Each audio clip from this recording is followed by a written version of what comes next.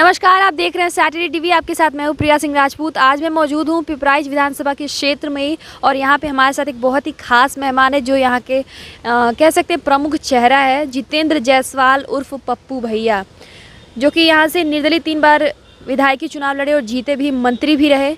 तो आइए इनसे कुछ खास बातचीत करते हैं।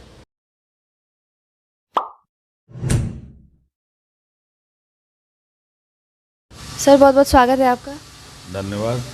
सर, आप 3 बार निर्दलीय चुनाव लड़े और जीत भी गए, मंत्री भी रहे और अभी आप भाजपा में शामिल हो गए हैं। सपा या फिर बसपा या फिर कांग्रेस, आपने इन 3 पार्टियों को क्यों नहीं चुना?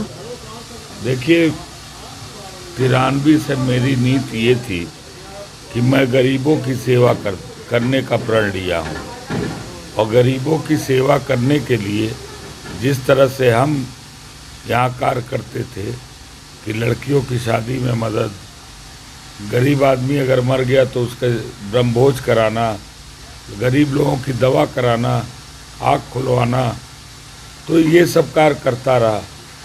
लेकिन भाजपा की सरकार ने जो हमारी नीतियां थी 93 से, उसी नीतियों पर आज सरकार चल रही है। इससे प्रभावित होकर मैं आज भाजपा को समर्थन दिया हूँ, विधायक को समर्थन दिया हूँ और उनका प्रचार प्रसार कर रहा हूँ। अगर मायावती या फिर अखिलेश यादव चुनाव जीत जाते हैं तो उससे क्या उम्मीदें होंगी? ये कैसे होगा कि मायावती और अखिलेश यादव जीत जाएंगे? तो वो चुनाव नहीं जीत सकते? नहीं, क्योंकि देखिए, जब भी सपा की सरकार आई, सपा की सरकार में गुंडाई ज़्यादा बढ़ गई। सभी यादव और मुस्लिम ये अपने को मान लिए कि हम ही अखिलेश यादव हैं और क्षेत्र में अराजकता फैलती रहती है। इसलिए जनता ये मानने के लिए तैयार नहीं है कि इन लोगों को वोट दे। पर समाजवादी पार्टी के लोग ही कह रहे हैं कि योगी आदित्यनाथ 80 और 20 की बात करते हैं। इस पे आपका क्या कहना है? 80 बनाम 20 का होगा। 80% समर्थन एक तरफ होगा, 20% दूसरी तरफ होगा और मुझे लगता है 80% सकारात्मक ऊर्जा के साथ आगे बढ़ेंगे। 20% हमेशा विरोध किए हैं, विरोध करेंगे, लेकिन सत्ता बीजेपी की आएगी। बीजेपी फिर सबका साथ, सबके विकास के अभियान को आगे बढ़ाने का कार्य करेगी। देखिए, 80-20 की बात ये कहते हैं, ये सही कहते हैं। सही क्या कहते हैं कि 80-20 की बात मैं नहीं मानता, मैं तो 100 की 100 बात करता हूँ। आपको क्या लगता है 2017 के बाद और 2017 के पहले क्या कुछ बदलाव या फिर विकास कार्य हुए हैं? बदलाव में आप देख लीजिए, कहीं मैं गोरखपुर का निवासी हूँ, गोरखपुर से विधायक रहा, पिपराइच से 3 बार निर्दलीय रहा, लेकिन जो विकास रुक गया था योगी जी के आने से, विकास की कड़ी में आप देख लीजिए कि कोई भी ऐसा रोड नहीं है जो रोड नहीं बना। और विधायक द्वारा, मुख्यमंत्री जी द्वारा 365 किलोमीटर पिपराइच विधानसभा क्षेत्र में पिच रोड बना है और आरसीसी हुआ है। समाजवादी पार्टी के लोग कह रहे हैं कि योगी आदित्यनाथ सिर्फ एक जगह, एक शहर और एक राज्य का नाम बदलने में माहिर है, बाकी वो कुछ कर नहीं सकते हैं, तो अपना मठ संभाले।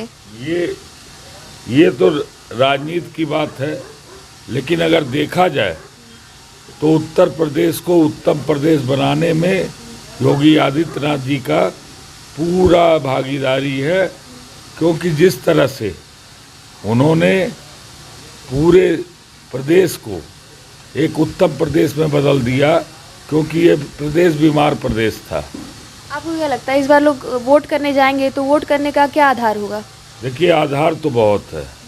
मैं तो यही पूछ रहा हूँ, सपा के लोगों से पूछ रहा हूँ, मंच के माध्यम से पूछ रहा हूँ कि आज भारतीय जनता पार्टी, आप बता दीजिए कि गरीबों के लिए जिस तरह से कार्य की आप बता दीजिए। कोरोना काल से आप आइए, कोरोना काल में सभी नौजवान अपने अपने घर चले आए थे, लेकिन आप योगी जी की सोच को देखिए और मोदी जी की सोच को देखिए कि घर घर राशन देने का काम किए।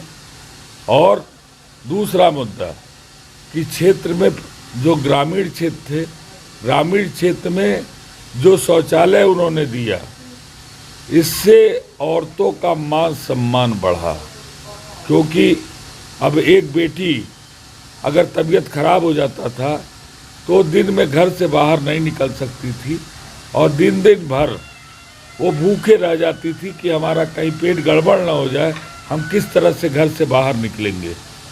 दूसरा मुद्दा कि आप देखिए कि पहले अमीरों के पास गैस कनेक्शन था, अमीरों के पास गैस कनेक्शन, आज हर गरीब के पास गैस कनेक्शन है।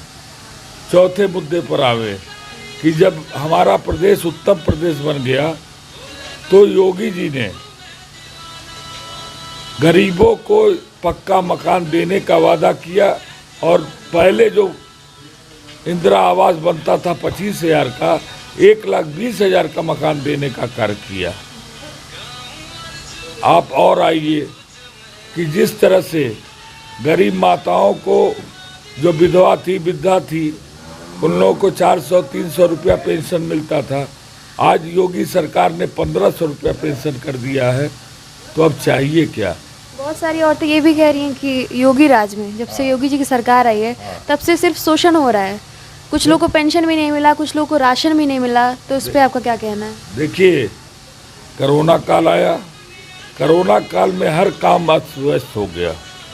पहले सरकार आदमियों को बचावे कि ये व्यवस्था देखे, लेकिन जिस तरह से व्यवस्था दिए हैं वो व्यवस्था को आज तक की सरकार में, मैं तो मंत्री भी रहा हूँ, विधायक भी रहा हूँ, लेकिन आज तक की सरकार में कोई भी इस तरह की। आप ये कह रहे हैं कि उन्होंने पहले प्राथमिकता देखी? पहली प्राथमिकता ये थी, ये उन्होंने दिया। अब आप देख लीजिए, गोरखपुर की बात ले लीजिए, हम चुनाव 2007 में हारे, 2007 तक हम पिपराइच चीनी मिल, कल्याण सिंह से लड़के, मायावती से लड़के, मैं पिपराइच चीनी मिल चलवाता रहा। लेकिन जब हम चुनाव हारे, बसपा की सरकार आई, चीनी मिल बंद कर दिया गया, चीनी मिल को बेच दिया गया, लेकिन किसानों के सम्मान और उनकी खेती की जो आर्थिक क्षति न हो, योगी जी ने पिपराइच चीनी मिल बनवा के दे दिया। जो गोरखपुर की गरीब जनता थी वो दिल्ली नहीं जा सकती थी दवा कराने के लिए, क्योंकि तो गोरखपुर में एम्स बनवा के दे दिए।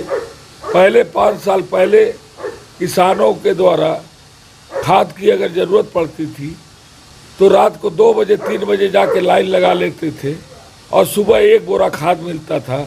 अगर 200 बोरा आया तो 200 आदमी को केवल खाद मिलता था। लेकिन आज भाजपा सरकार में खाद की कोई कमी नहीं है और गोरखपुर में फर्टिलाइजर बनाकर योगी जी ने और मोदी जी ने, जो 40 साल से बंद था, उसको देने का काम किया। और बहुत लोग का ये भी आरोप है, युवाओं का आरोप है कि उनको नौकरियां नहीं मिली हैं और महंगाई चरम सीमा पे है। ये सपा की बोल है, महंगाई और बेरोजगारी। और मुद्दे मैं बता दूं, गैस पर बोले, डीजल पर बोले।